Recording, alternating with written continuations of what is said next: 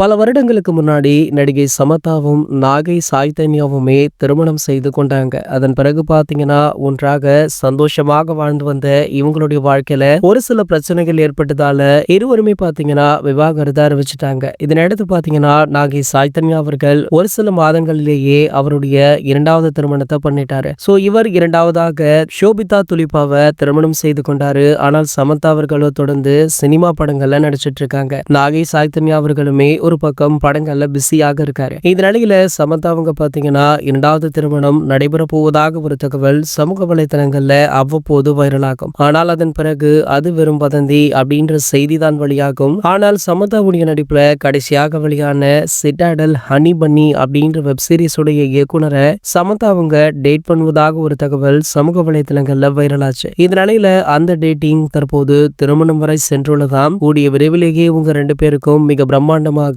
திருமணம் நடைபெற உள்ளதாக சொல்லப்படுது. சோ அதற்கான ஏற்பாடுகளுமே மும்முரமாக போயிட்டு இருக்கா. அதன்படி பாத்தீங்கன்னா சமந்தா அவர்கள் பல முக்கிய பிரபலங்களுக்கு அவங்களுடைய திருமணத்திற்காக அழைப்புமே விடுத்திருக்காங்களா. இது போன்ற சினிமா செய்திகளை பத்தி நீங்க உடனே தெரிஞ்சுக்க நம்மளுடைய தமிழ் நியூஸ் எக்ஸ்பிரஸ் சேனலை மறக்காம சப்ஸ்கிரைப் பண்ணிக்கோங்க.